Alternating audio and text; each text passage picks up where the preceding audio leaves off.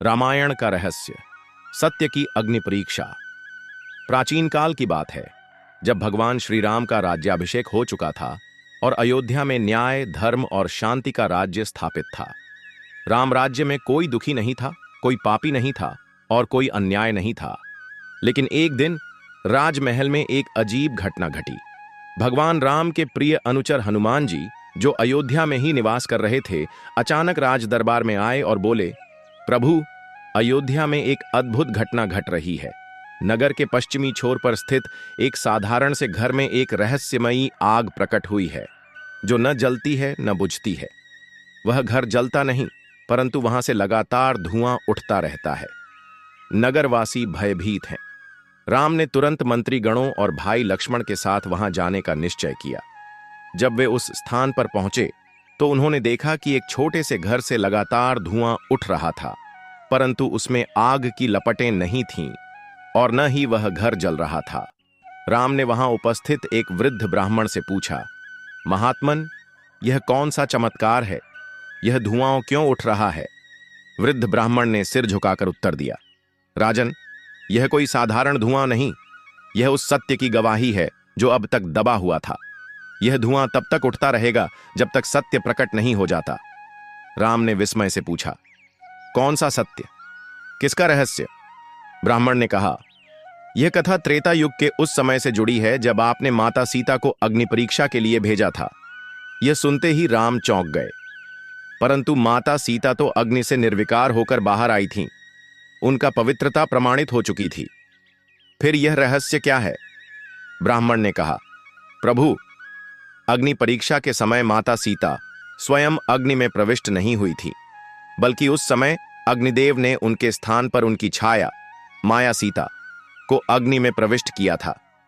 वास्तविक सीता माता को उन्होंने अपने लोक में सुरक्षित रखा था और जब परीक्षा समाप्त हुई तब उन्होंने माया सीता के स्थान पर वास्तविक माता सीता को लौटा दिया। राम के नेत्र विस्मय से फैल गए। तो क्या वह सीता जो अयोध्या लौटी वे वास्तविक सीता थीं? ब्राह्मण ने सिर हिलाया, हां प्रभु, वे असली माता सीता ही थीं, परंतु माया सीता जो अग्निदेव के संरक्षण में रही, उनका क्या हुआ यह कोई नहीं जानता और अब वह सत्य स्वयं को प्रकट करना चाहता है। यही कारण है कि यह धुआं प्रकट हुआ है। राम ने गहरी चिंता में मंत्रियों और राशियों को एकत्र किया। अग्निदेव का आह्वान किया गया। अग्निदेव प्रकट हुए और बोले, हे राम, यह सत्य है, माया सीता अब भी मेरे लोक में हैं और वे यह चाहती हैं कि उनका न्याय हो। राम ने निश्चय किया कि वे स्वयं अग्निदेव के लोक में जाएंगे और माया सीता का सत्य जानेंगे।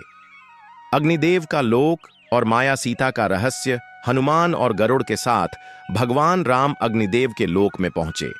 वहां उन्होंने देखा कि एक तेजस्विनी स्त्री ध्यानमग्न बैठी थी। उनके चारों ओर दिव्य प्रकाश फैला हुआ था। राम ने आगे बढ़कर कहा, माता, क्या आप ही माया सीता हैं? उन्होंने नेत्र खोले और जैसे ही राम को देखा उनके नेत्रों में जल भर आया। प्रभु, हां, मैं ही वह छाया हूं जिसे अग्नि परीक्षा के समय अग्निदेव ने बचा लिया था। मैं आपकी अर्धांगिनी का ही प्रतिबिंब थी, परंतु अब मेरा कोई स्थान नहीं है। राम के मन में प्रश्न उठे, माता, यदि आप भी मेरी धर्मपत्नी का ही स्वरूप थीं तो आपका क्या न्याय होना चाहिए?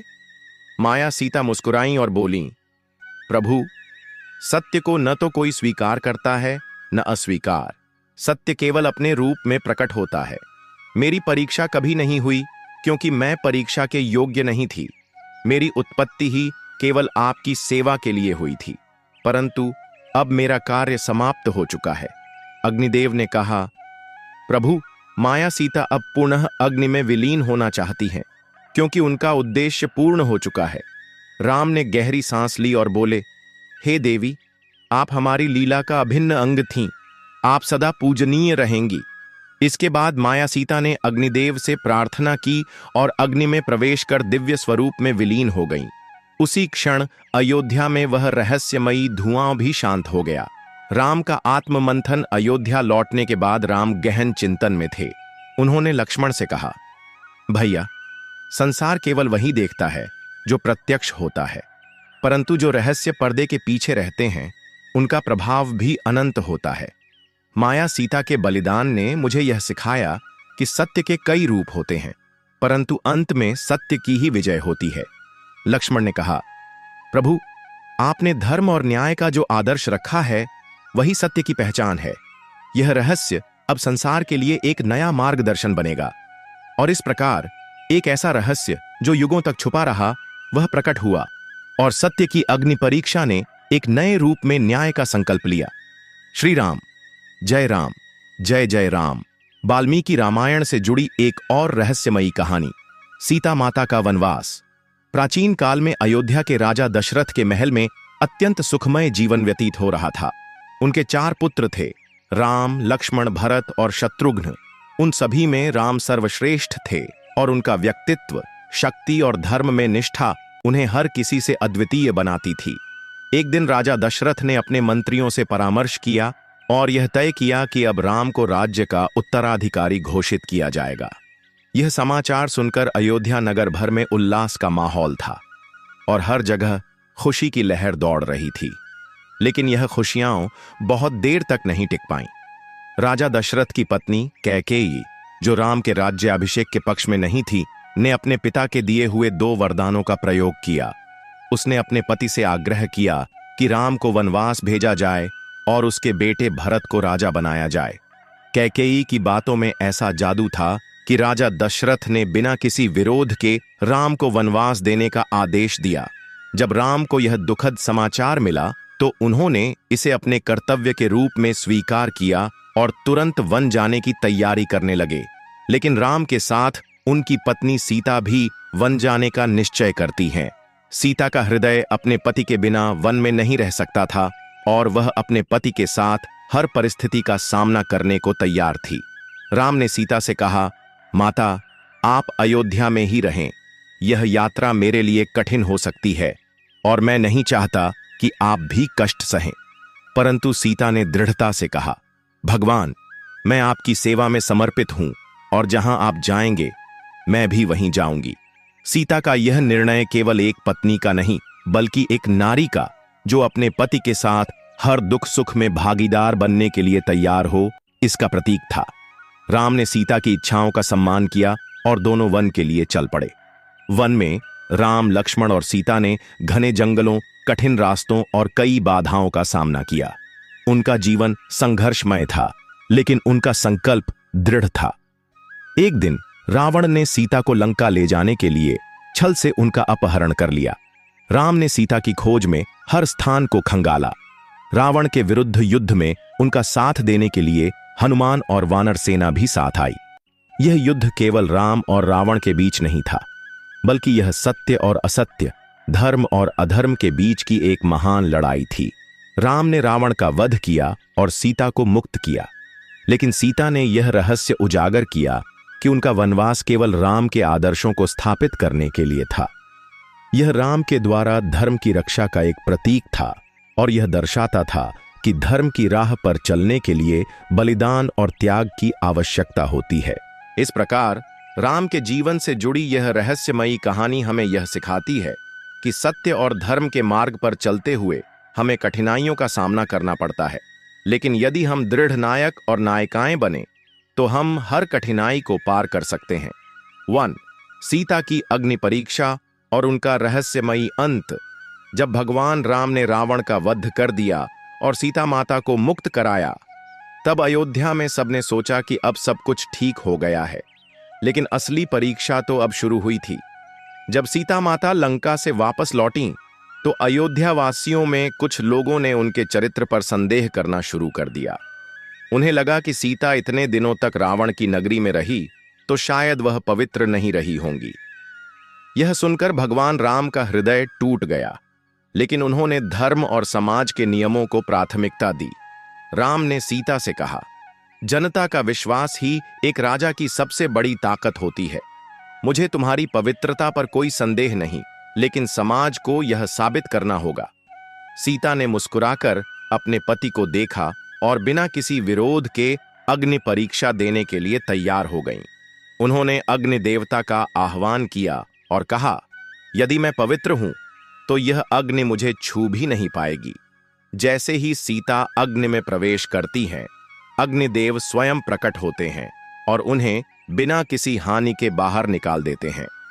यह देखकर सभी लोग सीता की पवित्रता को स्वीकार कर लेते हैं, लेकिन सीता माता का दुख यही खत्म नहीं हुआ।